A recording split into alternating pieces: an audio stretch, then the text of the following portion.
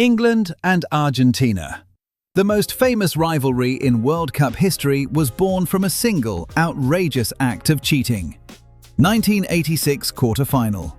Diego Maradona jumps for a header against England and punches the ball into the net with his hand. The referee doesn't see it. The goal stands. Maradona later grins and calls it the hand of God. And England are going out by a goal that should never have counted. Then, 4 minutes later, he scores a second. A run past half the England team that was voted the greatest goal in World Cup history. One game. The best and worst goal ever scored against the same opponent. That's why this one never dies. But the hatred didn't even start there. Go back to 1966. The two met at a World Cup. Argentina's captain was sent off, refused to leave the pitch, and had to be dragged away by police, crushing the corner flag, which carried the British flag on it, on his way out. England's manager called the Argentine team animals afterwards. Argentina has called that match the theft of the century ever since. And here's what makes this rivalry strange. The two sides don't even hate each other for the same reasons. For England, it was about football. Argentina kept knocking them out, and that was enough. For Argentina, it ran far deeper, tangled up with a real conflict the two countries had fought just 4 years before 1986. One of Maradona's own teammates admitted that beating England that year was the goal. Winning the actual World Cup felt secondary. So when England's young star David Beckham got himself sent off against Argentina in 1998 and England crashed out, the country needed someone to blame. They chose him. An effigy of Beckham was hung from a lamppost outside a London pub. His own manager said he couldn't have been more hated if he'd committed treason. The twist? 4 years later, the exact same fixture. 2002 World Cup. Beckham scored the winning penalty against Argentina and knocked them out in the group stage. Total redemption against the one team that had ruined him. Throw these two teams together in 2026 and the football world stops to watch. USA and Mexico.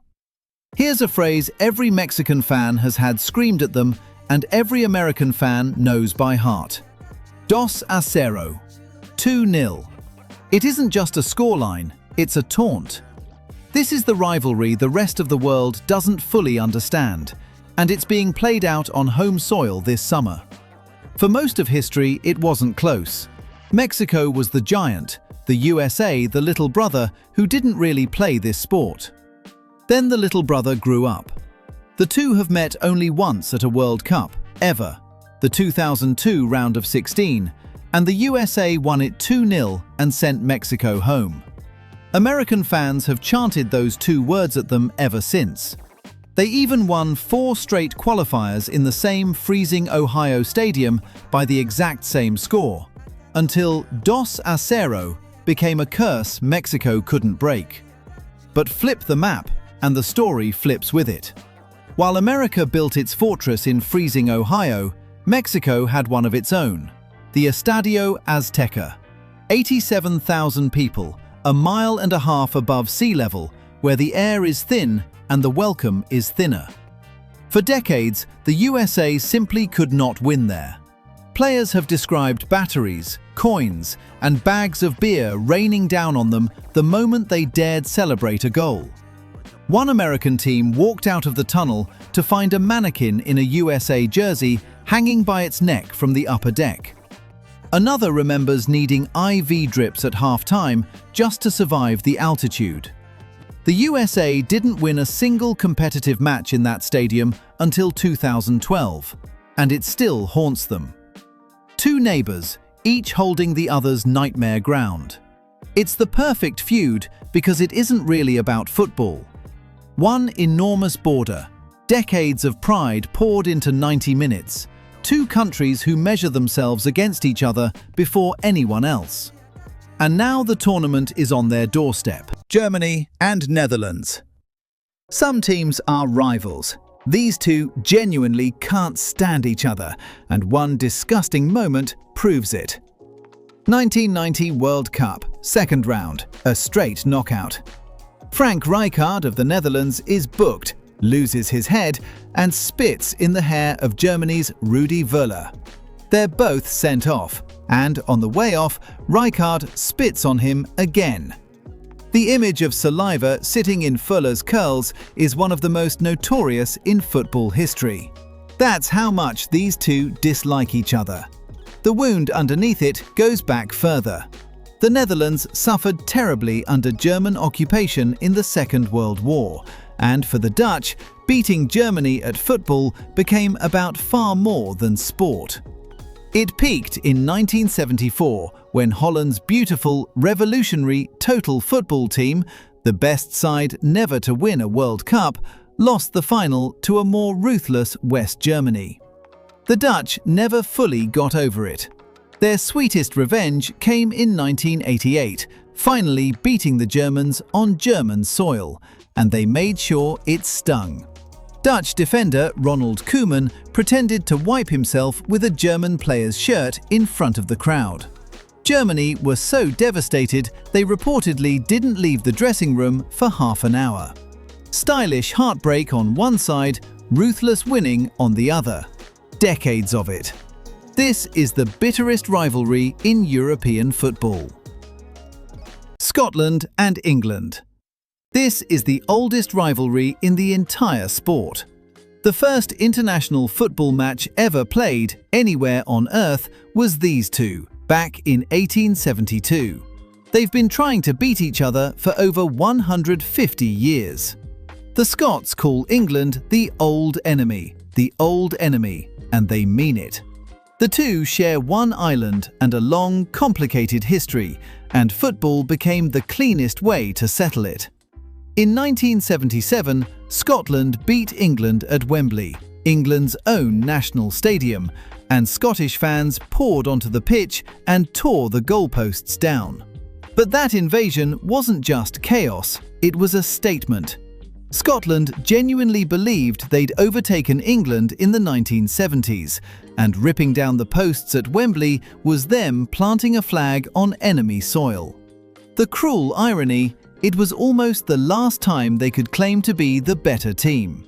England pulled away over the next 2 decades. The fixture grew so lopsided it nearly died off entirely, and that pitch invasion curdled from a victory party into a relic. That's why they want this one so badly. There's a lot to avenge. Norway and Sweden. Not every rivalry is built on war and heartbreak. Some are just two neighbours who love winding each other up, and this is the funniest one at the tournament. Norway and Sweden have spent decades mocking each other over absolutely everything, and football is just the latest battleground. There's no single famous match here, no notorious incident. The whole point is the pettiness. Two Scandinavian siblings who'd rather beat each other than half the giants in this competition. But what makes 2026 spicy isn't the banter, it's that the pecking order is flipping for the first time in living memory. For 30 years, Sweden were the senior sibling. They finished third at a World Cup. They produced Zlatan Ibrahimovic, while Norway produced almost nothing and didn't reach a World Cup for nearly 3 decades. Now Norway have Erling Haaland, one of the most terrifying goalscorers alive, and Sweden have an aging legend who still won't fully crown him. Zlatan keeps joking that Haaland hasn't yet reached the freak of nature, meaning himself. That's not just trash talk, that's a big brother feeling the throne tip. And here's the very Norwegian catch. They finally get to feel superior. They've got the best player, they've got the bragging rights. But deep down, there's a quiet dread that Sweden could still go further in the tournament and take it all back. Being better than Sweden means nothing if Sweden lasts one round longer. For once, both siblings are at the same World Cup to settle it, and that's exactly what terrifies them. Spain and Portugal. Two countries that share a border, a peninsula, and absolutely no desire to lose to one another. The Neighbours Derby, and it gave us one of the great World Cup nights. 2018 World Cup, opening game, Spain against Portugal. Spain are former world champions and dominate large stretches. Portugal have Cristiano Ronaldo. He scores. Spain fight back to lead 3-2. And then, with 2 minutes left, Ronaldo stands over a free kick, curls it over the wall, and completes his hat-trick to rescue a 3-3 draw, one of the most thrilling games of the entire tournament. That's the rivalry in one match. Spain the team, Portugal the talisman. Spain build their identity on passing as a collective. Portugal built theirs, for 2 decades, around the best individual goalscorer the game has ever seen. It's less venomous than the others on this list, neighbours who needle rather than hate, but make no mistake, neither one can stomach losing to the other. Brazil and Argentina. This isn't just a rivalry, it's an argument about who owns football itself. Brazil versus Argentina is the clash that produced the 2 names every fan still fights about, Pelé and Maradona, the eternal who's the greatest debate, one from each country.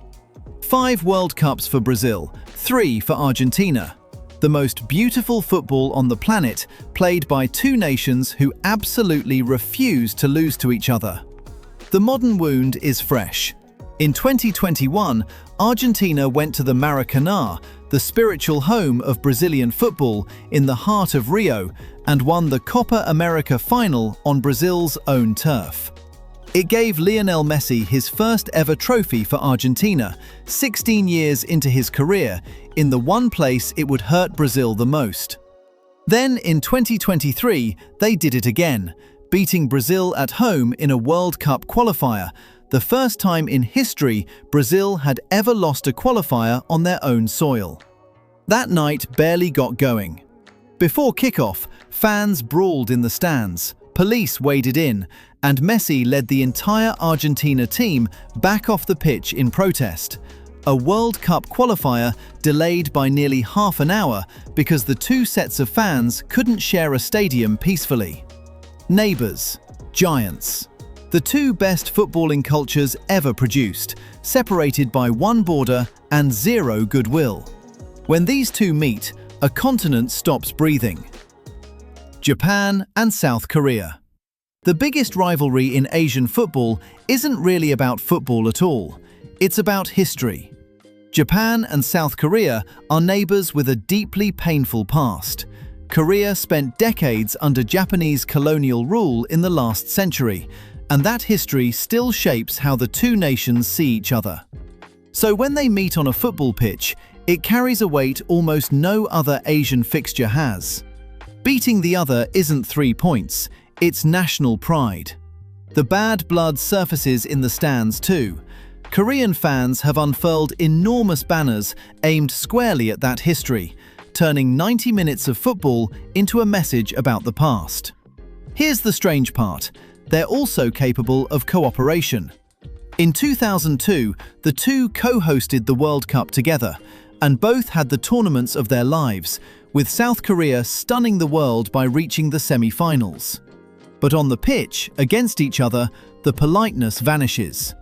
Every match is fought like it's the only one that matters. 2 rising football nations.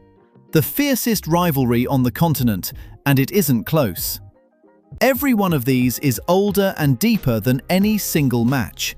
Neighbours, enemies, and grudges that football just gives a place to live. So tell us in the comments, which of these is the most heated rivalry of them all, and did we miss anyone?